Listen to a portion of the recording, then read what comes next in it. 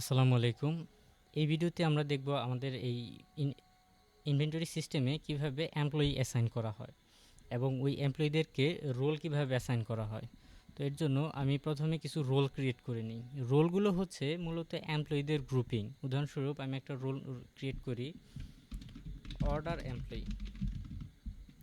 Order এমপ্লয়িকে শুধুমাত্র আমি হচ্ছে অর্ডারসের যে যাবতীয় মেনুগুলো আছে, ফাংশনগুলো আছে, সেগুলোর অ্যাক্সেস দিতে চাই। তাহলে আমি এটা ক্রিয়েট করলাম। আরেকটা রোল ক্রিয়েট করি, ইনভেন্টরি এমপ্লয়ি। তো ইনভেন্টরি এমপ্লয়িকে আমি তাকে শুধুমাত্র প্রোডাক্ট এবং ক্যাটাগরি এবং পারচেস এগুলোর অ্যাক্সেস দিতে চাই। তাহলে আমি এটা ক্রিয়েট করে নিলাম। তাহলে আমাদের দুইটা রোল ক্রিয়েট হয়ে গেল। এগুলা চাইলে এখান থেকে ডিলিট বা এডিট করা যায়। এখন আমরা যাব অ্যাডমিন সেকশনে। এখান থেকে ক্রিয়েট নিউ গিয়ে আমি উদাহরণস্বরূপ একটা এমপ্লয়ি ক্রিয়েট করি, এমপ্লয়ি 1।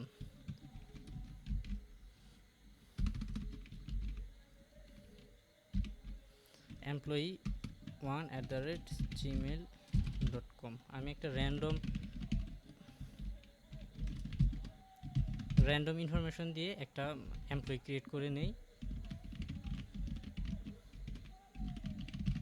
তো এখানে এই যে রোল সেকশনটা যে আছে, এখানে খেয়াল করুন, আমরা যে পূর্বে রোল দুটো ক্রিয়েট করছি, এগুলো এখানে চলে আসছে। আমি এমপ্লয়ি 1কে প্রথমে অর্ডার এমপ্লয়ির অ্যাক্সেসটা দিতে চাই। তাহলে আমি এটা এমপ্লয়িটা ক্রিয়েট করে ফেললাম। এই যে এই এমপ্লয়ি, এইটা ক্রিয়েট হয়ে গেছে। এর রোল হচ্ছে অর্ডার এমপ্লয়ি।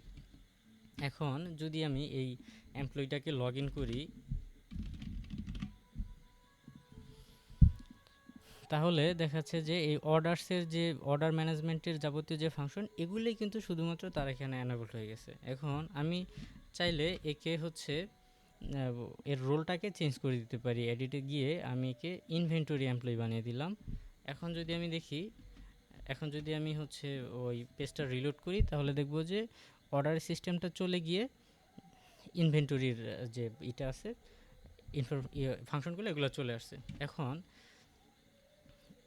উদাহরণস্বরূপ আমাদের সিস্টেমে অর্ডার ম্যানেজমেন্ট আছে 5 জন লোক। তাহলে আমি হচ্ছে 5 জন এমপ্লয়িকে এই রোলটাকে অ্যাসাইন করে দিব। নতুন আরেকটা এমপ্লয়ি ক্রিয়েট করব, এমপ্লয়ি টু @gmail.com। একটা র্যান্ডম মোবাইল নাম্বার দিলাম, এখানে এই ইনফরমেশনগুলো টেস্ট দিয়ে দিলাম, এবং হচ্ছে অর্ডার এমপ্লয়ি।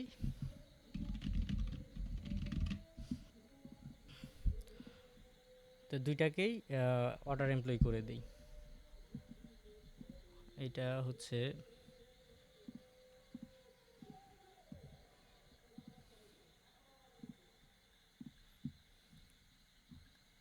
সরি,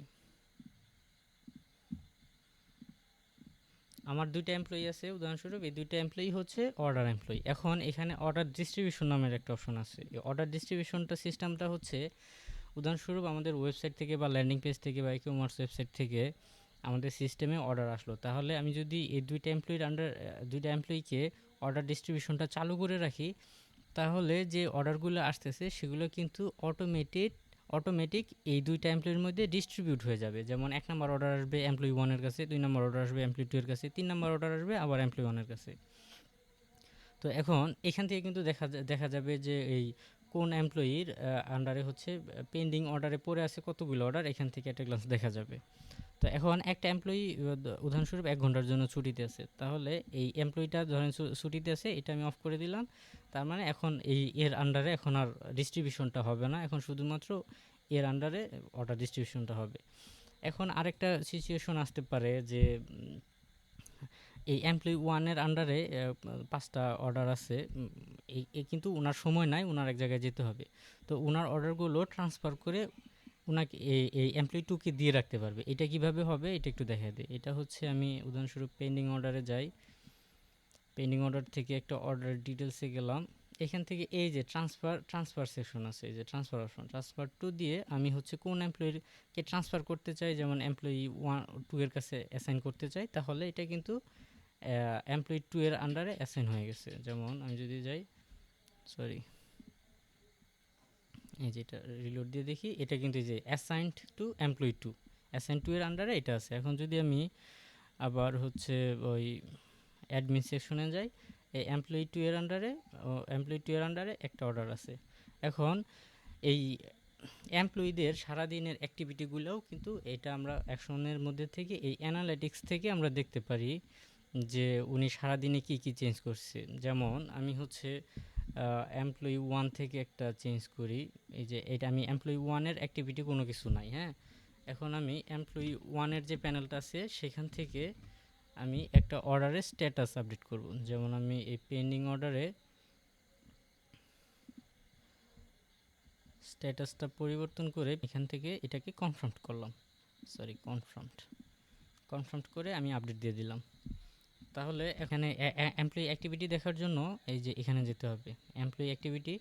এখান থেকে আমি যদি এমপ্লয়ি 1 এই যে এতটা সময় যেমন হচ্ছে 10:53 সে এই যে স্ট্যাটাসটাকে পেন্ডিং ছিল, এটাকে কনফার্ম করা হয়েছে। অর্ডার আইডি কত, এগুলা হচ্ছে যাবতীয় ডিটেলসগুলো এখানে দেখাচ্ছে কি কি চেঞ্জেস আসছে। তো এখানে এই এমপ্লয়ি যে অ্যাক্টিভিটি আছে এখান থেকে কিন্তু ডেডিকেটেডলি কোনো স্পেসিফিক এমপ্লয়িকে টার্গেট করে ফিল্টার করে দেখা যাবে এবং হচ্ছে ডেট ফিল্টার করেও দেখা যাবে। এখন অ্যাডমিনসের মধ্যে যে অ্যাক্টিভিটিটা আছে যেমন এই অ্যানালিটিক্সটা আছে, এটা হচ্ছে কি যে এর এই এই এমপ্লয়ির আন্ডারে টোটাল কতগুলো অর্ডার অ্যাসাইন্ড হয়ে আছে তার একটা লিস্ট এবং হচ্ছে কাউন্টিং এবং হচ্ছে টোটাল অ্যামাউন্ট কত আছে এবং হচ্ছে কোন স্ট্যাটাসে কতগুলো আইটেম আছে এগুলা হচ্ছে একসাথে দেখা যাবে। চাইলে এগুলাকে ডেট ফিল্টার করেও দেখা যাবে। ঠিক আছে, ধন্যবাদ।